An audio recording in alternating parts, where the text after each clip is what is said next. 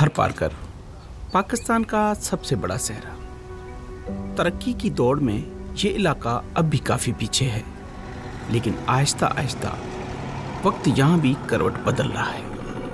कोई वक्त था जब यहाँ लोग खेखड़ों में सफ़र करते थे, लेकिन अब तेज़ रफ्तार कारें चलती हैं।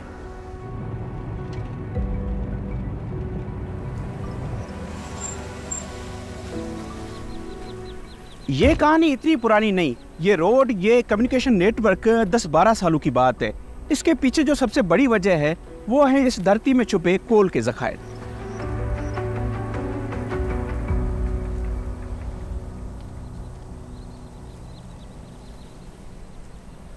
(19,637 स्क्वायर किलोमीटर पर फैले थरपारकर के 45% हिस्से में कोयले के ज़खायर पाए जाते हैं।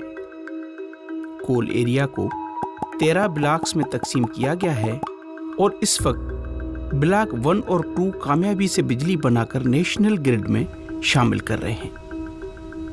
तकरीबन एक दिहाई पहले जब थर में कोयले पे काम शुरू हुआ तो कहा गया था कि थर पाकिस्तान की तकदीर बदलेगा। हम आए हैं कराची से तकरीबन 400 किलोमीटर सफ़र करके ये जानने कि पाकिस्तान को बदलने वाला ये थर कितना बदला है।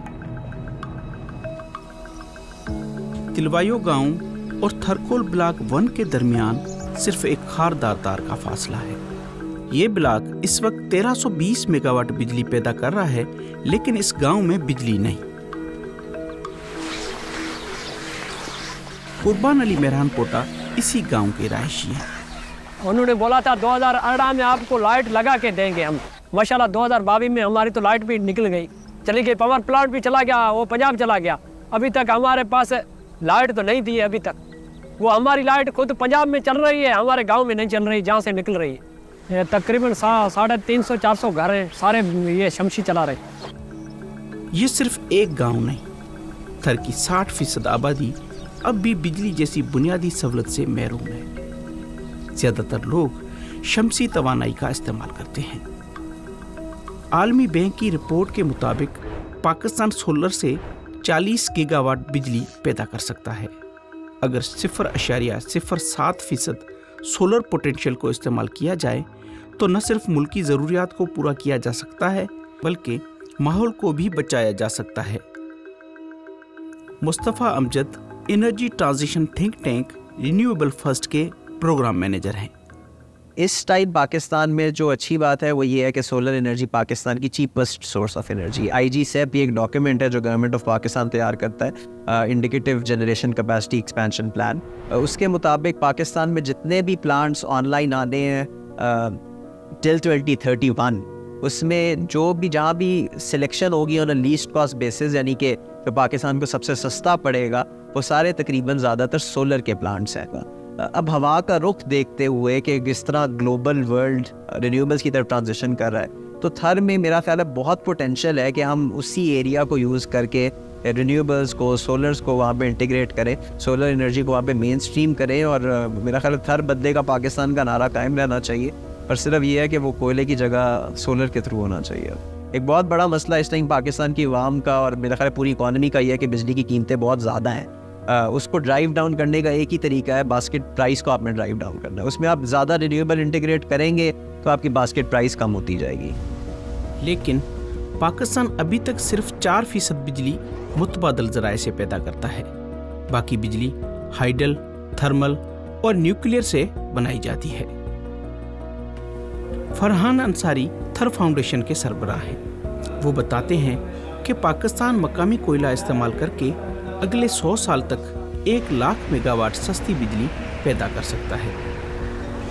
पूरी दुनिया ने कोयले के ऊपर बिजली प्रोड्यूस की है और अभी भी कर रहे हैं। आप देख रहे हैं कि अभी रिसेंटली इसी साल के अंदर मैक्सिमम यूजेज हुआ है कोयला का जर्मनी के अंदर।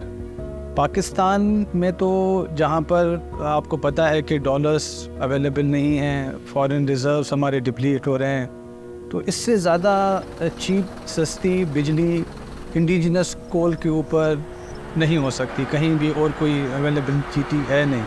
जितनी मैग्नीट्यूड कैपेसिटी की हम बात कर रहे हैं ना, तो सोलर से इतना प्रोड्यूस करना बहुत मुश्किल है, तो आपको छोटे से एरिया में मैक्सिमम आउटपुट मिल रहा है। कहा जाता है कि मकामी कोयला इस्तेमाल करके सालाना 6 अरब डॉलर्स बचाए जा सकते हैं। इसलिए मकामी कोयले के मंसूबों पर काम किया जा रहा है। इस रिपोर्ट पर काम के दौरान कराची में क्लाइमेट मार्च का इनेकाद हुआ, जिसका एक एजेंडा कोयले के मंसूबों के खिलाफ एहतजाज था। वहाँ हम माहौलियाती कारकुनान से मिले। जीनिया शौकत भी उनमें से एक हैं। हम ये देखते हैं कि बजाय इसके कि फॉसिल फ्यूल को ख़त्म किया जाए और रिन्यूएबल्स का जो इमेंस पोटेंशियल है, हर की ज़मीन है, सिंध में मुख्तलिफ इलाके हैं, बहुत सारा लैंड है जो रिन्यूएबल्स के लिए इस्तेमाल हो सकता है। लेकिन पाकिस्तान का जो ये इंक्लिनेशन है फॉसिल फ्यूल की तरफ, ये न सिर्फ आलमी माहदात की खिलाफ वर्जी की अक्कासी करता है, बल्कि जो वहाँ के रहने वाले हैं उन इलाकों में और ब्रॉडर जो पाकिस्तान के शहरी हैं उनके लिए नुकसानदेह है। अगर आप 5 साल पहले का थर देखें और अगर आप आज का थर देखें, वहाँ की वाटर क्वालिटी, वहाँ के रहन सहन, सोशल चेंज, वहाँ की एयर क्वालिटी से वाज़ेह डिफरेंस आया है। ये हकीकत है कि पाकिस्तान ग्रीन हाउसेस गैसेस का अखराज सिर्फ 1% करता है, लेकिन माहौलियाती तब्दीली और कुदरती आफतों से नुकसान भुगतने में सरफहरिस्त है। तेजी से बिगड़ती हुई माहौलियात को बचाने के लिए पेरिस मुआहदे में पाकिस्तान ने 2030 तक 60% बिजली मुतबादल ज़राए से पैदा करने का अज़म किया है। ये नहीं मालूम कि पाकिस्तान अगले 7 बरस में इस मुआहदे पर पूरा उतर पाएगा या नहीं, लेकिन थर के ज़्यादातर गांव सोलर पर ही रोशन होते हैं, क्योंकि सोलर ही उनकी आखिरी उम्मीद है। बाकी इस सवाल का जवाब तो हुक्मरान ही दे सकते हैं कि थर के कोयले से बनाई जाने वाली बिजली कभी थर के लोगों को भी मिल पाएगी या नहीं। थर में सनत और तरक्की से जुड़ी कहानियां और भी हैं। हमारी अगली मंजिल गुड़ाणू गांव है। हमारे साथ रहिए।